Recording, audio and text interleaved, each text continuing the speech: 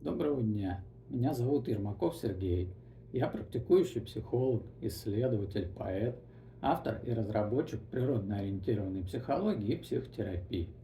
Если хотите узнать подробнее, что это такое, в описании к видео есть ссылка. Обязательно переходите и посмотрите. Кстати, подписывайтесь и на мой канал, потому что здесь будет интересно. А сегодня я расскажу вам небольшую историю из своего личного опыта, которая может оказаться полезной для вас как образец настройки, переключения внимания и восприятия. Так вот, случилось это несколько лет назад. В какой-то момент я заметил, что внезапно у меня перестали нормально развязываться шнурки. Что я имею в виду? Вот каждый раз, приходя домой и снимая обувь, шнурки не развязывались, а путались в узлы. И это происходило, наверное, каждый второй раз, причем с разной парой обуви. И вот так вот продолжалось около 2 недель, может быть больше, я сейчас точно не помню. Такая ситуация изрядно надоедает и бесит. И я вообще ничего не понимал и не знал, как вообще решить эту внезапно появившуюся проблему.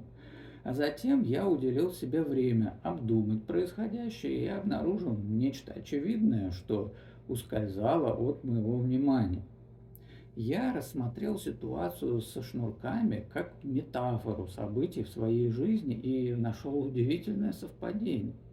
Дело в том, что в тот момент я находился в контексте, в котором мне нужно было сделать выбор, который я по каким-то причинам сделать не мог или не хотел и откладывал. Ну, то есть запутался, как вот и мои шнурки. И когда я осознал, что ситуация со шнурками – это проявление того самого моего запутанного состояния, я принял решение, сделал тот самый выбор и осуществил его через действие. Ну, что вы думаете? Все?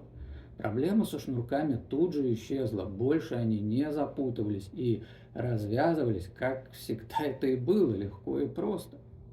Ну вот и в качестве вывода скажу, что порой то, что с нами происходит снаружи, вот в физической реальности, является отражением того, что происходит с нами внутри, в психической реальности. И чтобы увидеть это, нужно переместить фокус внимания и восприятия с внешней проблемы на внутреннюю. Конечно, не нужно впадать в крайности и делать это так вообще всегда, ведь часто внешние проблемы – это именно внешние проблемы, но как вариант его нужно иметь в виду. Мелочи, которые кажутся случайными, на деле могут оказаться ключом к снятию внутреннего напряжения, которое в фоновом режиме влияет на процессы жизни.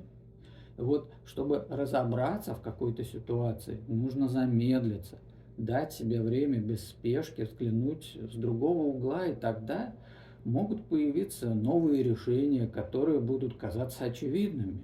Как и в моем случае, простые шнурки оказались психотерапевтическим инструментом, позволившим мне сделать выбор и снять внутреннее напряжение, которое было на тот момент таково, что бессознательно влияло на элементарную способность развязывать шнурки. И вот на этой ноте я сегодняшний разговор буду завершать. Благодарю всех, кто досмотрел это видео до конца, и напомню, что если вам необходима психологическая помощь, обращайтесь.